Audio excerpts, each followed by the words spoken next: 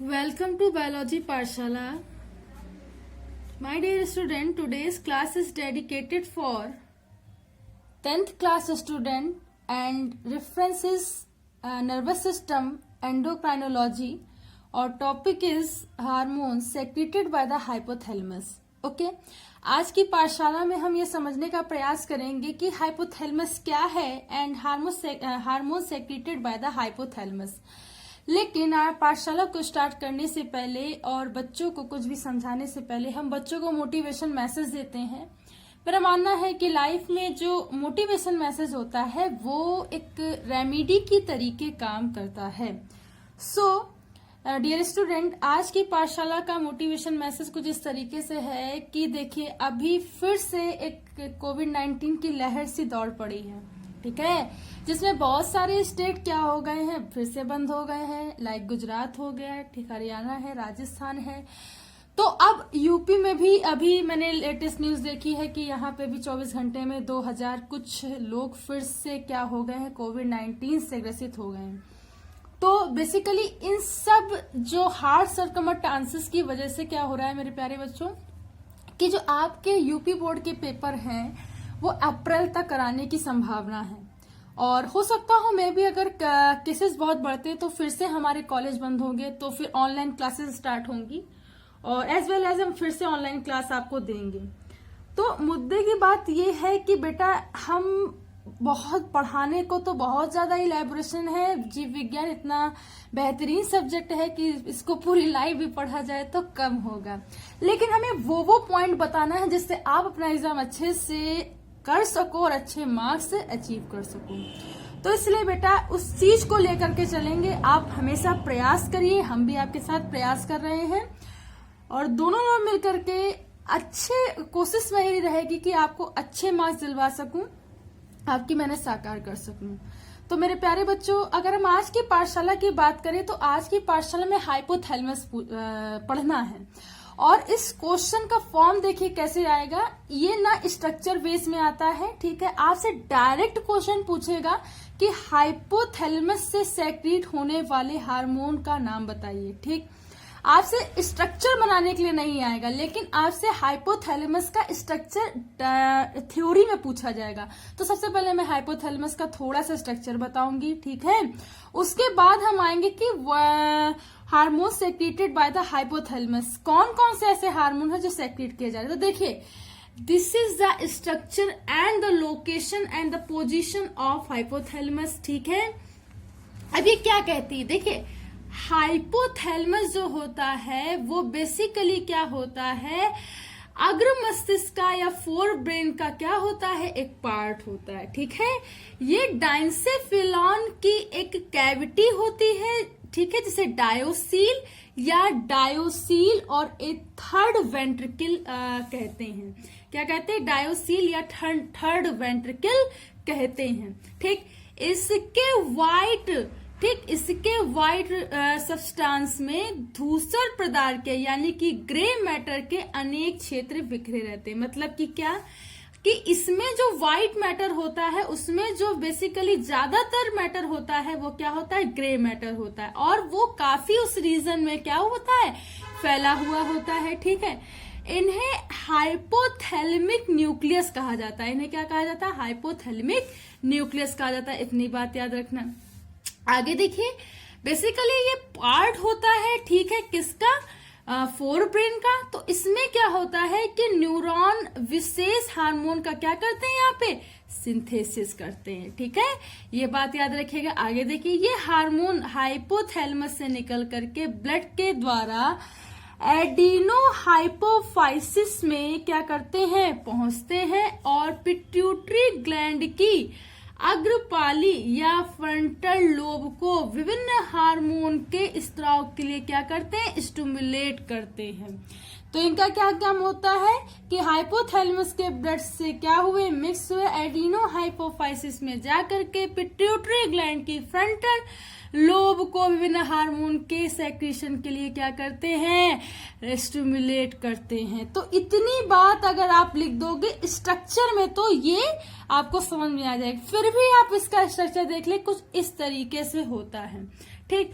तो हाइपोथैलेमस क्या होता है, बेसिकली इसके पीछे वाले जितने पार्ट्स होते हैं ना, वहां से इन सारे FSH, LH, GH, ACTH, TSH, prolactin, MSH, ठीक है, इन सारे हार्मोन का सेक्रीशन होता है। अब क्वेश्चन के फॉर्म में आते हैं, स्ट्रक्चर समझ लिया। अब ये समझते हैं कि hormone secreted by the hypothalamus.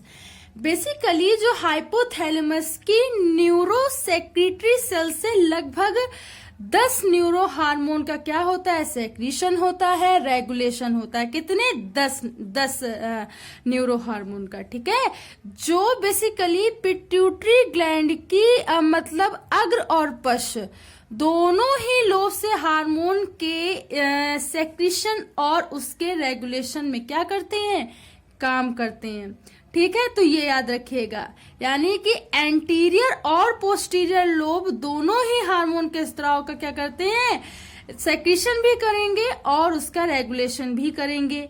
ये न्यूरो हार्मोन 2 प्रकार के होते हैं। कौन प्रकार के होते हैं, 2 प्रकार के होते हैं। देखिए कौन कौन से होते हैं। एक तो बेटा रिलीजिंग हार्मोन होता है, ठीक है, जो रिलीज करेगा, और एक होता है इनहिबिट हार्मोन। इनहिबिट हार्मोन क्या करेगा, रोकेगा। तो सबसे पहले रिलीजिंग हार्मोन की बात करते हैं। देखिए क्या क्या होते हैं ये हार्मोन, जो पिट्यूटरी ग्लैंड से हार्मोन के सेक्रीशन को या उसके मोचन को उद्दीपित करते हैं। मतलब मोचन का मतलब रिलीज करते हैं, ठीक है। हार्मोन को इसलिए क्या कहते हैं, रिलीजिंग फैक्टर भी कहते हैं। क्यों, क्योंकि ये हार्मोन क्या करते हैं, पिट्यूटरी ग्लैंड से हार्मोन को सेक्रीशन करते हैं और उसे रिलीज करते हैं। That is also known as a releasing factor, इसलिए इसे रिलीजिंग फैक्टर भी कहते हैं, ठीक है।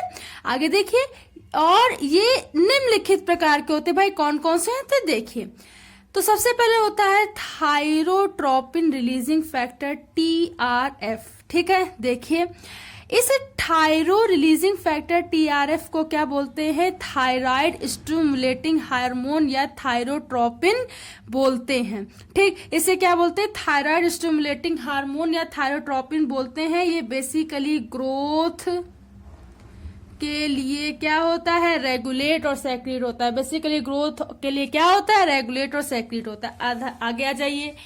अब जब हम यहाँ पे आ गए, दैट इज द एडिनोकार्टिकोट्रोपिन, है ना, releasing factor, that is the ARF, ठीक। अब ये क्या करता है, ये बेसिकली एडिनो कार्टिकोट्रोपिक हार्मोन या एडिनोकार्टिकोट्रोपिन हार्मोन के स्तर के लिए क्या करता है, अग्र पिट्यूटरी को उद्दीपित करता है। क्या करता है, अग्र पिट्यूटरी को उद्दीपित करता है। आगे देखिए, बेसिकली जो ये हार्मोन होता है, ठीक है, जो बहुत सारी जो मेटाबॉलिक एक्टिविटी होती है उसके लिए क्या करता है, एड्रिनल पार्ट यानी कि किडनी से रिलेटेड जो पार्ट है वहां के रेगुलेशन के लिए, फंक्शन के लिए काम करता है। आगे देखिए, that is the follicle stimulating hormone और releasing factor, this is the FSH।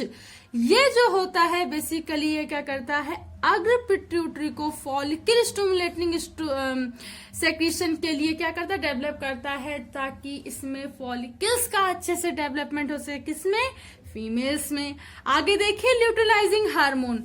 ल्यूटिलाइजिंग hormone, ठीक है, ये बेसिकली ल्यूटिलाइजिंग हार्मोन क्या करता है, पिट्यूटरी को क्या करता है, उद्दीपित करता है। किसके स्राव के लिए, ल्यूटिलाइजिंग हार्मोन के स्राव के लिए पिट्यूटरी को उद्दीपित करता है, ठीक है। ये बात याद रखेंगे, ठीक। तो बेसिकली ये जो हार्मोन होता है ये फीमेल्स में, ठीक है, क्या कहते हैं, मिल्क सेक्रेशन के लिए, ठीक, काम करता है। दैट इज, आगे देखिए, जैसे growth hormone somatotropin releasing factor, that is ये क्या करता है, सोमैटोट्रोपिन, सोमैटो जहां वर्ड आता है, दैट इज सोमैटिक। सोमैटिक का मतलब क्या होता है, मसल्स। तो बेसिकली क्या करते हैं, जीएच ग्रोथ हार्मोन होते हैं, और ये भी पिट्यूटरी के फ्रंटल लोब से क्या होते हैं, सेक्रेट होते हैं। That is a prolactin. Prolactin भी क्या करता है, प्रोलैक्टिन या ल्यूकोऑप्टिन हार्मोन LTH के स्त्राव को प्रेरित करता है, ठीक है। ये बात याद रखेंगे, तो ये चीजें याद रखेंगे। आगे देखिए, जैसे मिलेनोसाइड स्टिमुलेटिंग रिलीजिंग फैक्टर, तो मेलानोसाइट स्टिमुलेटिंग रिलीजिंग फैक्टर या एमएसएच क्या होता है, इसे एमएस धोनी से हमने बच्चों को बताया था पिछले साल, ठीक है। तो बेसिकली ये हार्मोन जो होता है वो मेलानोसाइट जो होते हैं या ना मेलानिन जो बेसिकली होते हैं, मेलानिन कण हो गए, मेलानिन ग्रैन्यूल्स हो गए या मेलानिन सब्सटेंस हो गए, ठीक, जिससे कि बॉडी का जो कलर है वो डिटर्मिनेशन होता है, उसके सेक्रीशन के लिए क्या काम करते हैं, ठीक है। आपने देखा होगा कि बहुत से लोग क्या होते हैं, उनका रंग कैसा होता है, सांवला, ठीक है। बहुत से लोग क्या होते हैं, उनका रंग फेयर होता है। तो उस particular that is the melanin, वो होता है मेलानिन एक प्रोटीन, और इस प्रोटीन की वजह से क्या होता है बेटा, इस रंग का निर्धारण होता है, ठीक है। आपने देखा होगा कि जैसे कि जितने नीग्रोज हैं, ठीक है, वो ब्लैक होते हैं, ठीक है, ब्लैक नहीं कहेंगे, मतलब उनका जो कलर होता है काफी डल होता है, ठीक है। और ब्रिटिश को देख लीजिए, ठीक है, और भी फॉरेन कंट्री के और अनदर होगा इसके बिहाफ में, तो उनमें क्या होता है, मेलानिन कम मात्रा में होता है। देखिए जब मेलानिन, बेटा थोड़ा सा समझ लीजिए इसको भी, कभी कभी बहुत पूछा जाने वाला क्वेश्चन है, और एक मैं चीज अभी बताऊंगी वो आपको जिंदगी भर याद रखनी है। मेलानिन ज्यादा होगा, मेलानिन ज्यादा होगा तो कलर कैसा होता है, डल होता है, ठीक है। इसमें किसी का दोष नहीं होता है, ठीक है, ये नेचुरल है और इसे निर्धारित नहीं किया जा सकता है, ठीक है।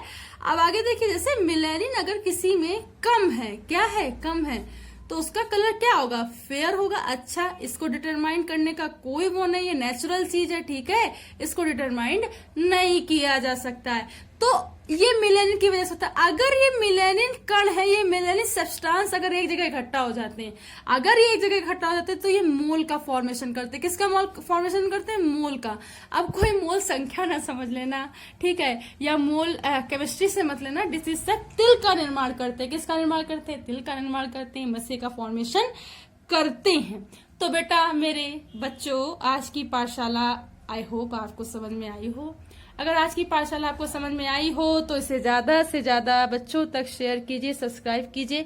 Give a more affection for biology पाठशाला, ठीक है।